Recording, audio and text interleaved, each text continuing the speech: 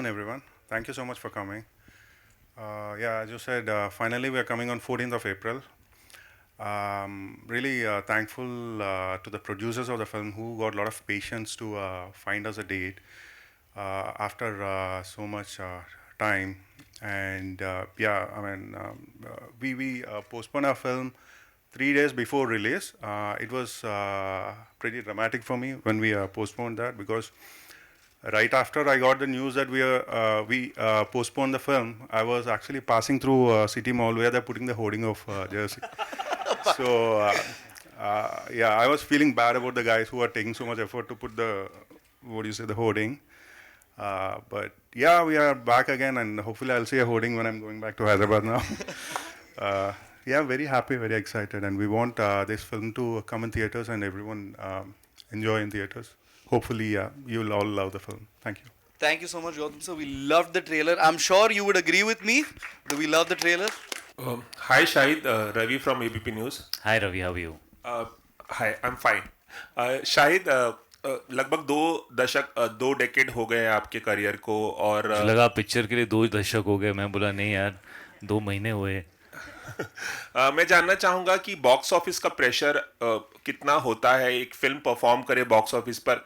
क्या अभी भी आप उस चीज़ को लेके काफ़ी नर्वस होते हैं और फिल्म रिलीज से पहले क्या कुछ आपके मन में चल रहा होता है या ओवर द इयर्स आप सीख गए हैं कि यार जो भी होगा देखा जाएगा. मतलब कुछ बताएंगे इसके बारे में.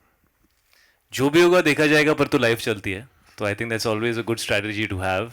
It's you always have to get up regardless of what happens. You know that's how I lived my life. जैसे आपने कहा, मुझे ऑलमोस्ट 2 दशक हो गए हैं, 18 साल हो गए हैं, और नहीं 19 साल होने वाले हैं इस साल, और अगले साल 20 हो जाएंगे. So I have been here for a while. I don't feel that old, but I have been here for a while. क्या है दैट एक्चुअली, जो आपने सवाल पूछा वो थोड़ा कॉम्प्लेक्स है, बिकॉज आपकी फिल्म का जो पोटेंशियल होता है वो उसका जॉनर और उसकी रीच कितनी हो सकती है उस पर डिपेंड करता है. यू नो, और अलग अलग सब्जेक्ट्स जो होते हैं, as you spend more time as an actor, at least मुझे थोड़ा वक्त लगा है समझने में.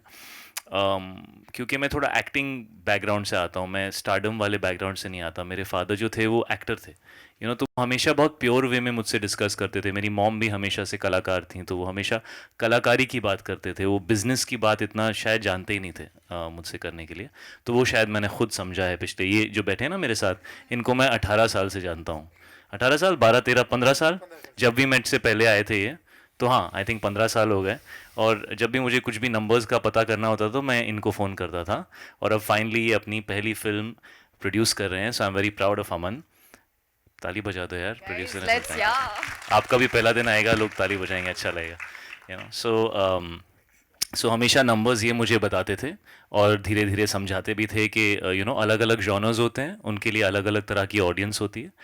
मेरे लिए सबसे ज़रूरी ये है कि मेरी फिल्म की जो ऑडियंस है, मैं उसको मैक्सिमाइज़ कर पाया या नहीं. जितने लोग इस फिल्म या इस सब्जेक्ट को देख सकते थे, समझ सकते थे या इंटरेस्टेड होते, वो इस सब्जेक्ट को देखते हैं या नहीं. और मेरी फ़िल्म की क्वालिटी कितनी अच्छी है, बिकॉज जब फिल्म की क्वालिटी बेहतरीन होती है तो वो अपनी ऑडियंस से ज़्यादा बाहर तक जा सकती है. तो एक आपकी कोर ऑडियंस होती है और एक वाइडर ऑडियंस होती है जो कोई भी अच्छी फिल्म देखना पसंद करती है. और तीसरी चीज़ है कि आपकी अपनी एक ऑडियंस होती है जो आपको पसंद करती है as an actor. You know, so it's a mixture of all these things. Of course box office is very important. मुझे यही लगता है अब कि मेरी जो भी फिल्म आए वो मैं जितने ज़्यादा लोग उसको समझ सकें या रिलेट कर सकें, मैं चाहूँगा. क्योंकि कबीर सिंह के बाद एक वाइडर ऑडियंस बेस है और बहुत प्यार मिला मुझे. तो एक्चुअली मैंने इस फिल्म को इसी पॉइंट ऑफ व्यू से बनाया कि जितना प्यार मुझे मिला, जितना इमोशनल मुझे फील हुआ, अगर मैं वो वापस ऑडियंस को इस कहानी के थ्रू, इस कैरेक्टर के थ्रू दे पाऊँ, कि जब वो फिल्म देखकर ऑडियंस बाहर जाए तो उन्हें लगे कि उनको एक यू नो एक होलसम फिल्म मिली और कहीं दिल को छुए वो फिल्म. तो मैंने वो सोच कर ये फिल्म की है. बिकॉज एक्चुअली जब आप दिल को छू जाते हैं तो नंबर्स ना वो इम्पोर्टेंट नहीं होते, वो आ जाते हैं. लेकिन दिल को छूना बहुत इंपॉर्टेंट है. हम फिल्में शायद इसी वजह से बनाते थे और अब भी बनानी चाहिए.